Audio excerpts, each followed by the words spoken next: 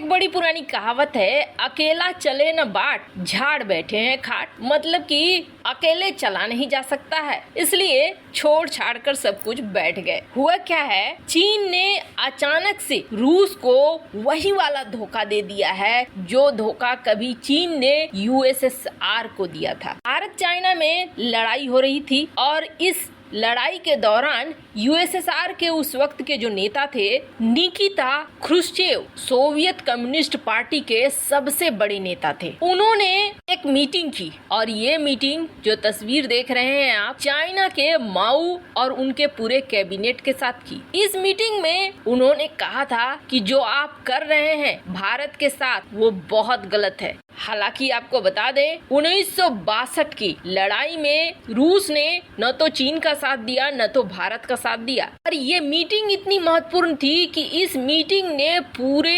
इतिहास को बदल दिया। इस मीटिंग के बाद चाइना ने बहुत बड़ा धोखा दिया सोवियत संघ और एक बार फिर वही इतिहास दोहरा दिया है चाइना ने। इस बार इस मीटिंग के बाद दोहराया है। जानेंगे क्या कुछ हुआ था भूतकाल में और क्या हो गया है वर्तमान में। और जहां ये सब कुछ हो रहा है ना, जैसे ही रूस को धोखा मिला है, मात्र 24 घंटे के अंदर रूस ने भारत की तरफ देखना शुरू कर दिया है। जानेंगे क्या कुछ चल रहा है जियोपॉलिटिक्स में, आइए जानते हैं इन खबरों को विस्तार से। पंडित नेहरू ने 1950 में एक नारा दिया था, हिंदी चीनी भाई भाई। 1956 में चीनी प्रधानमंत्री चाउ एन लाई भारत आया, उसने भी यहाँ आकर कह दिया हिंदी चीनी भाई भाई, सब गदगद हो गए। लेकिन 2.5 साल बाद 1959 में उनके सैनिकों ने आज के अरुणाचल प्रदेश के उस समय के लोंगचू में एक चौकी थी जिस पर हमला कर दिया। वहाँ तैनात असम राइफल्स के 9 जवान मारे गए और 10 को चीनियों ने बंदी बना लिया। अब हम तो 9 सालों से हिंदी चीनी भाई भाई जप रहे थे, जबकि चीनी हमारे पीठ में झूरा भोंकने का मौका देख रहे थे। 1959 की ये घटना 1962 की लड़ाई का कारण बना। तब 1959 की लोंगचू वाली घटना हुई, तब उस समय यूएसएसआर में नेता थे निकिता ख्रुश्चेव। उन्होंने अमेरिका जाते समय एक बयान जारी किया और कहा कि चीन को ये बातचीत के जरिए हल करना चाहिए। चीन को उस वक्त पसंद नहीं आया यूएसएसआर के इस नेता की बात, लेकिन ये नेता इतनी ही दूर तक नहीं रुके। अमेरिका से जब ख्रुश्चेव वापस आए तो इन्होंने एक पूरा टीम बनाया और ये टीम सीधे लेकर पहुंचे उस समय चीनी कम्युनिस्ट पार्टी के अध्यक्ष और तानाशाह माओ त्से तुंग के घर में 2 अक्टूबर 1959 के दिन। अब ये इतना महत्वपूर्ण था कि इस मीटिंग में सीसीपी का उपाध्यक्ष, प्रधानमंत्री, रक्षा मंत्री, विदेश मंत्री, 9 चीनी नेता भाग ले रहे थे। वहाँ पर यूएसएसआर ने भारत और चीन की सीमा पर जो भारतीय सैनिकों की मृत्यु हुई उसको मुख्य विषय बना दिया और बनाकर बात करना शुरू कर दिया। उस समय सोवियत नेता ने कहा कि हमारे भी ईरान के साथ झगड़े थे,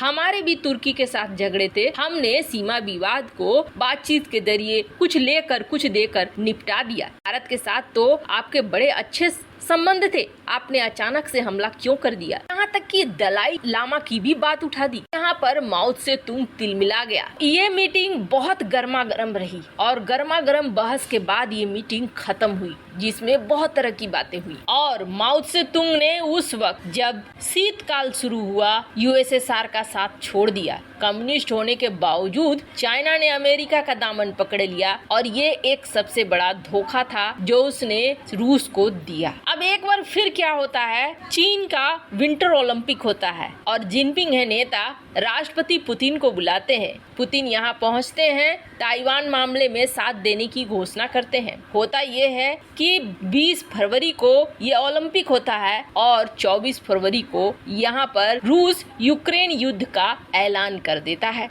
अब ये बात दुनिया भर को समझ में आई, मीडिया में भी ये चीजें आई कि 20 को ओलंपिक, 24 को युद्ध की घोषणा। मतलब ये युद्ध रुका हुआ था सिर्फ ओलंपिक के लिए और जिनपिंग के फायदे के लिए रूस ने ओलंपिक में किसी तरह का नुकसान न हो, इसलिए इस डेट को आगे बढ़ा दिया था। जब युद्ध चलने लगा तो चीन बहुत सारी मदद भी करने लगा। अमेरिकी प्रतिबंधों का परवाह किए बगैर रूस के साथ खरीदारी बरकरार रखने लगा। 5 साल में ने सबसे ज्यादा कोयला खरीद लिया, तेल और गैस अभी भी खरीद रहा है। अमेरिका को सीधे सीधे कह दिया कि अमेरिका गलत कर रहा है, रूस के ऊपर प्रतिबंध लगा रहा है, ये अच्छा नहीं है। फिर ये भी खबर आने लगी कि रूस चाइना से हथियारों की मांग कर रहा है और चाइना हथियार देने को तैयार है। बहुत तरह की बातें होने लगी। ये लगा कि चाइना पुतिन के साथ खड़ा है, रूस के साथ खड़ा है, क्योंकि विंटर ओलंपिक में ये घोषणा हुई थी कि दोनों के बीच नो लिमिट वाली दोस्ती रहेगी। तो वो नो लिमिट वाली दोस्ती अब खत्म हो गई और अब चीन ने दे दिया सबसे बड़ा धोखा। और चीन ने क्या धोखा दे दिया? चीन ने ये कहा कि अगर रूस ने इस लड़ाई में न्यूक्लियर बम इस्तेमाल किया तो ये अच्छा नहीं होगा, यानी कि रूस के ब्रह्मास्त्र को ही रोक दिया। चीन के राष्ट्रपति शी जिनपिंग ने यूक्रेन के खिलाफ युद्ध में रूस को परमाणु हथियारों का इस्तेमाल न करने की चेतावनी दे दी। रूस के लिए तो ये बहुत बड़ा झटका है, क्योंकि पुतिन कई बार ये बात कह चुके हैं। अब सवाल ये उठता है कि बहुत सारी मीडिया की ये हेडलाइन बनी है, ये आखिर चीन ने क्यों किया? तो इसके पीछे एक बड़ा कारण है, और वो कारण क्या है? चीन के लिए सिर्फ पैसा ही मायने करता है। बाप बड़ा ना भैया, सबसे बड़ा रुपया वाला हाल है चाइना के साथ। जर्मनी के चांसलर ओलाफ चाइना पहुंचे। चाइना पहुंचने के बाद इन्होंने मीटिंग की, और मीटिंग करने के बाद जिनपिंग के साथ खड़े होकर इन्होंने चाइना की भी बुराई की। ऐसा नहीं है कि चाइना की बुराई इन्होंने नहीं की, उसके साथ साथ इन्होंने रूस की भी बुराई की।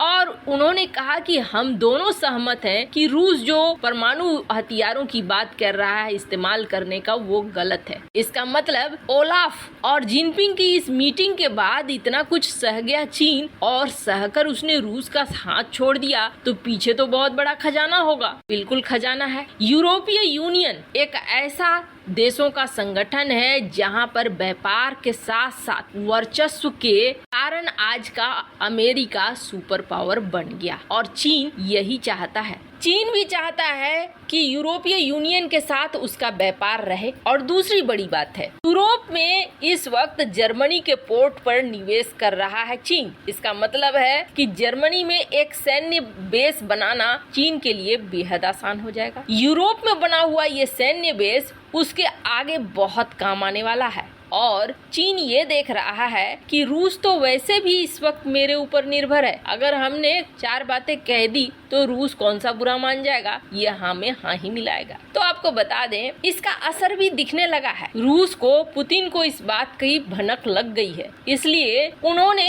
हाल के दिनों में भारत की तारीफ के पुल बांधने शुरू कर दिए। पीएम मोदी को सबसे बड़ा देशभक्त बता दिया। इसके अलावे फिर से उन्होंने एक बयान दिया और कहा कि देखो भारत के लोग कितने टैलेंटेड हैं, इनका बेहतरीन विकास होगा, आने वाला समय भारत का होगा। ये दूसरी बार हुआ जब 4 नवंबर को रूसी राष्ट्रपति ने एक बार फिर से तारीफ के पुल बांधे 27 अक्टूबर के बाद। वैसे आपको क्या लगता है? कहावत बिल्कुल सही है चीन के ऊपर कि ऐसा कोई सगा नहीं जिसे चीन ने ठगा नहीं। कमेंट कर अपनी राय जरूर बताएं।